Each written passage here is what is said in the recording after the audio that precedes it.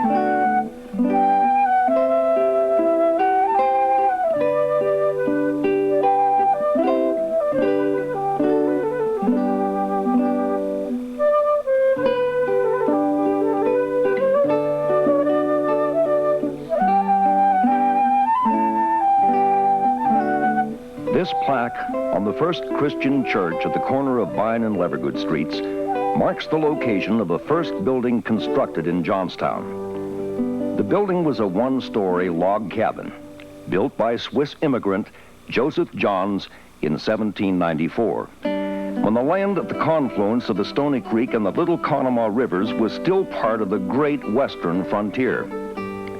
Population in the area at that time was sparse. Few people ventured to live in the heavily timbered hilly lands west of the Alleghenies and east of Pittsburgh. Joseph Johns and many others who moved westward at the turn of the 19th century bought land with the intention of selling it to the many pioneers who would surely follow. Johns planned a town and speculated that it would become one of the major transportation routes through the hinterlands of western Pennsylvania to Pittsburgh and points west. The Stony Creek and the Conemaugh rivers were designated public highways. Johns knew that the Juniata Valley, just over the mountain to the east of Johnstown, was rich in iron ore. The ore was cast into pig iron there and shipped through the Conemaugh River Valley to Pittsburgh, where it was made into farm implements and household items. They were sold to people who had crossed the Alleghenies to Pittsburgh and were heading west. Johns also hoped that his town could become the county seat of the soon-to-be-formed Cambria County. First, he needed to clear the land. He built a house, planted an orchard, and prepared some land for farming. He laid out his town west of present-day Franklin Street to the point where the rivers meet. 141 lots, 4 rods wide by 16 rods long. That's 66 by 264 feet. Certain lands were for public use. Land was set aside for a building to be used as a church and a school. The land at Franklin and Main Streets was for city buildings. The land at the point for recreation, and the land where the War Memorial now stands for a cemetery. The area where Central Park is now located was set aside for the proposed county buildings. Johns named his town Conemaugh Old Town, although some called it Johnstown even then. The town was officially named Johnstown in 1834 and lost its bid for the county seat of Cambria County to Evansburg in 1804. Lots along Washington Street sold for $5. Those along Franklin and Main Streets for $50. By 1803, 3 families lived in Johnstown. By 1810, 50 families had moved in. Among those was Isaac Proctor, a shipper, who built his warehouse on Franklin Street near the Stony Creek River. Proctor stored pig iron hauled over the Frankstown Road in the fall and winter months. When the high waters came in the spring, the pig iron was floated on flatboats down the Conemaugh River to the Kiska-Camatas and to the Allegheny into Pittsburgh. Since the boats could not come back upstream, they were sold at Pittsburgh, and the riverman made his way back to Conemaugh Old Town on foot or on horseback.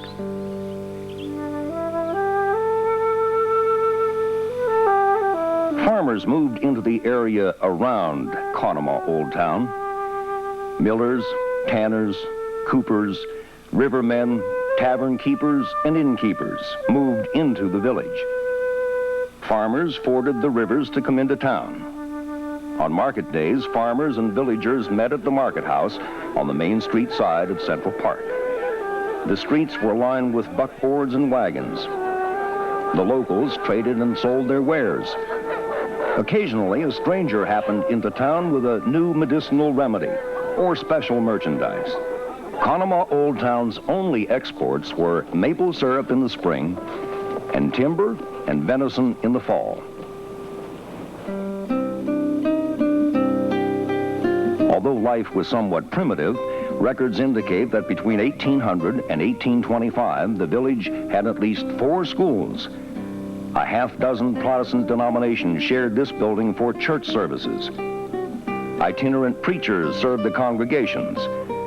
Mail arrived twice a week. And at least for a few years, Conemaugh Old Town's postmaster doubled as a teacher in the common school. Conemaugh Old Town was a peaceful place to live. Generally, the only people coming into and going from the village were the teamsters who transported timber, pig iron, and manufactured goods over the mountains, or the rivermen who floated those goods downstream. Once on a time there lived a man, his name was Peter Gray. He lived way down in that town called Pennsylvania. Once on a time there lived a man, his name was Peter Gray. He lived way down in that... February 25th, 1826, a decision in Harrisburg, the state capital, altered the character of the quiet little village in the Conemaugh River Valley forever. The state of New York had completed the Erie Canal. Pennsylvanians, particularly western Pennsylvanians, did not need the consequences spelled out. The Erie Canal connected New York to the Midwest. Now farm produce could be shipped more cheaply on the canal than it could be hauled overland in Pennsylvania. Travel for homesteaders going west was easier and quicker on the canal. Now fewer people would travel west through Pittsburgh and buy merchandise there. In addition, manufactured goods made in New York City could be sold cheaper in the West than those made in Philadelphia. Pennsylvanians demanded the Commonwealth do something. The state responded by building the Pennsylvania Main Line Canal, a 394-mile network of waterways and rails from Philadelphia to Pittsburgh. Freight and passengers coming west from Philadelphia were transported first by short-line railroad from Philadelphia to Columbia, just south of Harrisburg. At Columbia, the freight, or the passengers, were transferred onto a canal barge. The barges were hoisted into the canals, which ran along the state's natural waterways. At Hollidaysburg, the barges were transferred from water back to rail to be lifted over the mountain on the Allegheny Portage Railroad. The Allegheny Portage Railroad was a series of 10 inclined planes, with 5 on the east slope and 5 on the west slope of the Allegheny Mountains. Each incline was run by stationary engines and counterbalanced. just as the cars are on the Johnstown incline plane today. Between the inclines, the barges were pulled over a rail system, first by horses and mules, and later by locomotives. The summit of the Allegheny Portage Railroad was at the Lemon House near Crescent, the present location of the Allegheny Portage Railroad National Historic Site. The western terminus of the railroad was at Johnstown. By the mid-1830s, the little village at the confluence of the Stony Creek and Conemaugh rivers had become one of the 4 important towns on the most modern transportation system in the state. What a difference it made. Surveyors came first, then laborers to dig, brickmakers to make bricks, brick masons to lay bricks, mechanics to work on the engines, teamsters to transport freight and passengers from the rail terminal to the Canal Basin. The Canal Basin was Johnstown's own inland harbor. The semicircular body of water on what is now Railroad Street began at what is now Clinton and Washington Streets and stretched eastward for 600 yards. An island was formed between the basin and the Little Conemaugh River. The island and the basin area quickly became the hub of the town's activity. Innkeepers did brisk business. Taverns flourished. Monongahela rye was 3 cents a glass, or 2 glasses for a nickel. And thanks to the canal, Johnstown had a link with the outside world. Johnstowners often gathered at the basin to watch the passing parade of people as they traveled through Pennsylvania. They saw famous English novelist Charles Dickens and the funeral cortege of President Zachary Taylor. Johnstowners joined the mourners' procession behind the president's casket as it marched from the basin to the canal. Because of the canal, thousands of people heading west passed through and often spent a little time in Johnstown. A few, like Emmanuel Young, were stranded in Johnstown in a winter snowstorm and never got around to continuing their journey. The mainline canal bankrupted the Commonwealth of Pennsylvania, but laid the economic base for many towns along its route. Johnstown, Pennsylvania was one of those towns.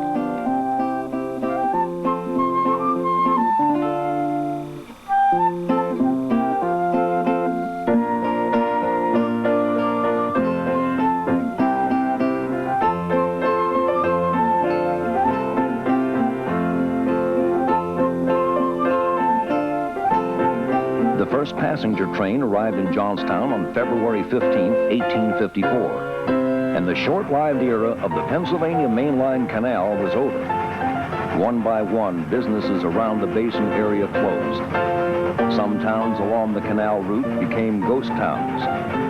Not Johnstown. The state repair shop for the canal had been at East Conemaugh. The Pennsylvania Railroad used this for an engine yard. Because of the canal, Johnstown was already established as a freight and passenger center. The Pennsylvania Railroad established one of their freight and passenger centers at Johnstown also. There were bridges to be built and tracks to be laid. Johnstowners secured the contracts for these. By 1855, the population of the city had grown to 6,000. The town boasted 30 grocery and provision stores, 15 dry goods stores, 4 drug, medicine, and bookstores, and 1 banking house.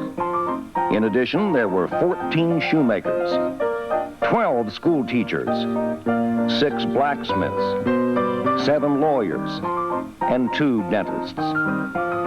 Trains stopped in the city daily. On the trains, people could easily come and go to and from Johnstown. Freight could easily be shipped anywhere the railroads went, and the railroads went almost everywhere. While the railroads were generating a transportation revolution in the whole country, they were sparking another type of revolution in Johnstown. Men had been forging iron in the Conemaugh River Valley from the early 1800s. Johnstowner Peter Levergood leased his Cambria forge to a Pittsburgh company as early as the 1820s. In 1840, Johnstowner George King and Peter Schoenberger of Pittsburgh discovered iron ore on John Slay's farm just 4 miles outside of Johnstown. There was plenty of timber to burn for the charcoal needed for their first iron furnaces. And when coke furnaces became part of the iron and steel industries, there was plenty of coal. King and Schoenberger foresaw an extensive railroad system that would be built across the nation and decided to make iron rails for the railroads. Financed by Philadelphia investors, they built their Cambria Iron Company at the present location of the lower works of the Bethlehem Steel Company. However, their technology for making iron rails was inefficient, and their products not up to the standards of rails made in the British Isles. In a very short time, King and Schoenberger and their investors were nearly bankrupt. The investors reorganized and brought the now famous steel engineer, John Fritz, to rebuild their rolling mill. When Fritz saw that many of the most objectionable features of the old mill were being retained, he refused to build the mill the company ordered. Thus, he said, I consequently concluded that I would do as I had been compelled to do before and many times since, and assume authority to go ahead. The result was the three-high rolling mill, a technological innovation that would revolutionize the iron and steel industries and save the Cambria Ironworks. Iron rails could now be made faster. With a few additional inventive adjustments, iron of a quality comparable to the product made by foreign competitors could be produced in Johnstown. John Fritz was only one of the first of a line of important steel engineers to work at Johnstown. Over the next decade, William Pig Iron Kelly and John Fritz's brother George would also experiment with important technologies at the Cambria Works. This mill, used to make specialty steel at the Bethlehem Steel Company today, is similar to the mills the Cambria Ironworks used in the late 1800s. We have roughers built like elephants and others thin and spare. Our catcher says it's all the same, our rollers seldom there. We have hookers there, all skillful men, our straighteners number 5. And when we go to changing rolls, all nature seems alive. By the 1870s, the Cambria Ironworks at Johnstown, Pennsylvania, was the leading steel producer in the world. By 1880, Cambria employed 1,000 more workers than its nearest competitor and was rivaled in size only by a few of the nation's large textile mills.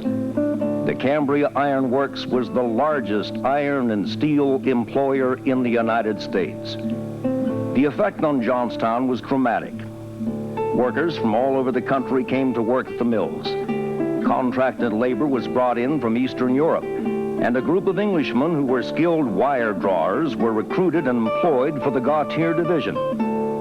In the late 1800s, the Cambria Ironworks built houses to rent and to sell to the workers. The Cambria Ironworks had its own store. To supply fabrics for that store, the Cambria Ironworks employed 200 women at this woolen mill located in Woodvale. To supply produce, the Cambria Ironworks operated farms. In their store, the Cambria Ironworks supplied shoemakers, tailors to make that suit for a special occasion, and even a clergyman for a marriage, baptism, or funeral, all available on credit for the Cambria Ironworker. The Cambria Ironworks built a library and held school there where workers could attend evenings to learn to read or write, or perhaps learn bookkeeping or drafting. The Cambria Ironworks built a hospital where employees could obtain medical care, and a clubhouse where the management could spend their leisure hours. Still, the town was dirty, and the population of Johnstown was growing too fast. Housing was less than adequate. Working in the mill was hot and dangerous, and the lives of the workers quickly became subject to the whims of the company and the economic swings of the iron and steel industries. Still, there was a camaraderie among the Johnstown workers. Many had served in the Civil War together. Their manager at the mills had been their captain in battle, and many were in the same volunteer fire companies. Besides, there was another world outside the mill. The town thrived. Butchers, bakers, and dressmakers set up shops in Johnstown to service the many people.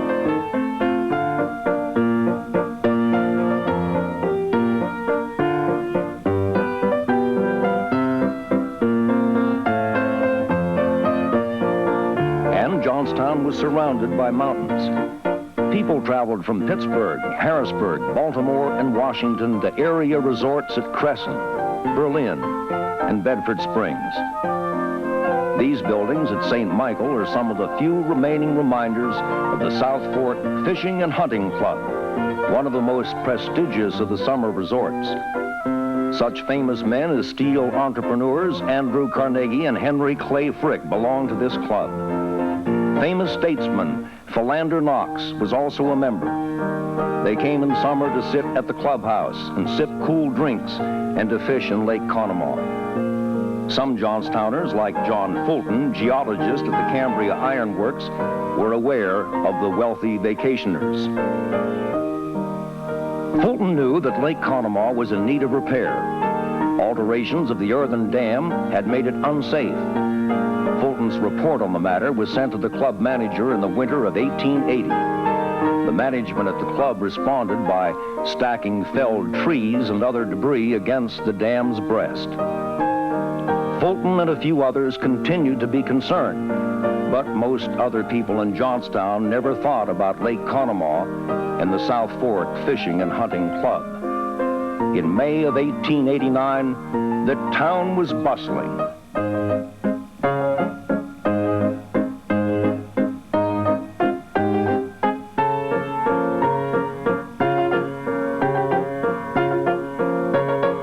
The summer heat had not yet set in. Few were present at the South Fork Fishing and Hunting Club. On the afternoon of May 30th, it started to rain. By the next day, some streets in Johnstown flooded, but most Johnstowners went on about their daily activities. May 31, 1889, at 3:10 p.m., the breast of Lake Conemaugh gave way. The dam and over 40 feet of accumulated debris hit Johnstown at 4:07 in the afternoon. Within 10 minutes, the bustling little city at the confluence of the Stony Creek and Little Conemaugh was destroyed.